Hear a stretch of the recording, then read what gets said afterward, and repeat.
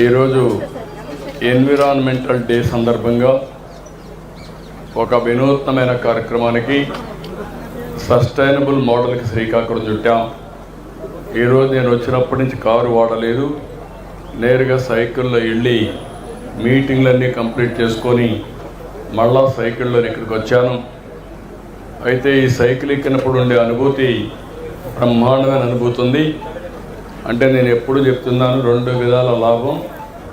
ఒకటి, petrol diesel ఆదా అవుతుంది, ఎన్విరాన్మెంట్కి సహకరించే పరిస్థితి వస్తుంది.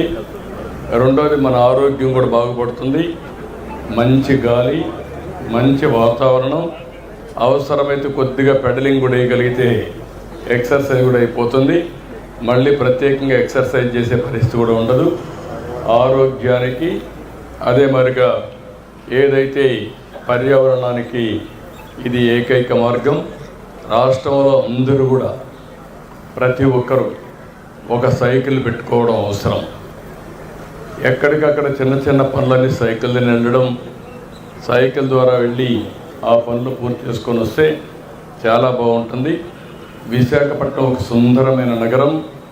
ఈ సుందరమైన నగరంలో మనం కారులో గ్లాస్ ఎత్తుకునే దానికంటే మంచి వాతావరణంలో మంచి గాల్లో తిరగగలిగితే అన్ని విధాల ఒక మంచి అనుభూతి ఉంటుంది, ఒక అనుభవం ఉంటుంది, ఒక ఎక్స్పీరియన్స్ వస్తుంది. ఇక్కడ సైకిల్ పాత్ కూడా ఎస్టాబ్లిష్ చేస్తాం.